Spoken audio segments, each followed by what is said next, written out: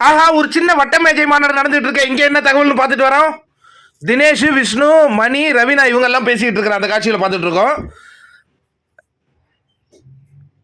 ஏதோ ஒரு பேசிட்டு இருக்காங்க. டக்குன்னு விஷ்ணு சொல்றாப்ல, விசித்ராமா 14வது வாரம் சூட் கேஸை தூக்கிட்டு கிளம்பிடுவாங்க அப்படின்னு சொல்றாரு. உடனே தினேஷ் சொல்றாரு, வாய்ப்பு இல்லப்பா. ஆஹா, அவங்களுக்கு பணம் முக்கியம் இல்லை. இன்னைக்கு விஜய் சொன்னான் பாத்தியா மேடம், இன்னும் 2 மாசம் தான், 2 வாரம் தான் மேடம், வாங்க மேடம். இன்னொன்னு மாயா வேற சொல்லிச்சு, கமல் சார் ஒரு கையில நானும் ஒரு கையில விசித்ராவும் நிக்கிற அளவுக்கு அது சொல்லிடுச்சு. இன்னைக்கு மேடம் ஒரு ட்ரீம்ல தான் தூங்குவாங்க, அவங்க பணப்பெட்டியை எடுக்கவே மாட்டாங்க. இல்ல, என்கிட்ட சொன்னதை நான் சொல்றேன், அது நம்மளை குழப்பி விட விஷ்ணு. அவன் எனக்கு நல்லா தெரியும், அவங்க இவ்வளோ தூரம் வந்துட்டாங்கல்ல, கண்டிப்பாக அவங்க ஃபைனல் போகணும் தான் பார்ப்பாங்க. அதுவும் மாயா சொன்னானே இன்னும் அவங்களுக்கு பயங்கர கான்ஃபிடென்ட்டாக இருக்கும். பார்ப்போம் அப்படிங்கிற மாதிரி சொல்கிறாங்க.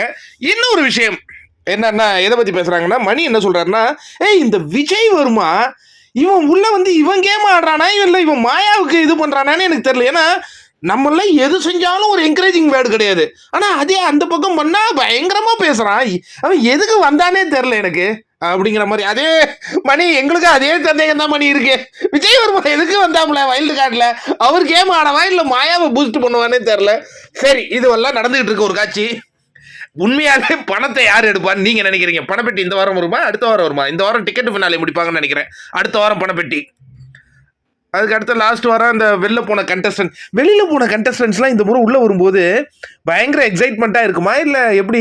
நிறைய விஷயங்கள் இருக்குங்க, பேசுவோம். அடுத்தது மாயாவும் பூர்ணிமாவும் பெட்டில் படுத்துக்கிட்டு ஒரு ரகசிய உரையாடல் வச்சுக்கிட்டு இருக்காங்க. யாரை பற்றி குறை சொல்கிறாங்க தெரியுமா? விசித்ரா பற்றி.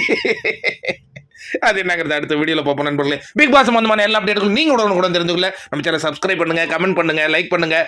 உங்களுடைய ஆதரவே என்னை இயங்க வைக்கும். நன்றி.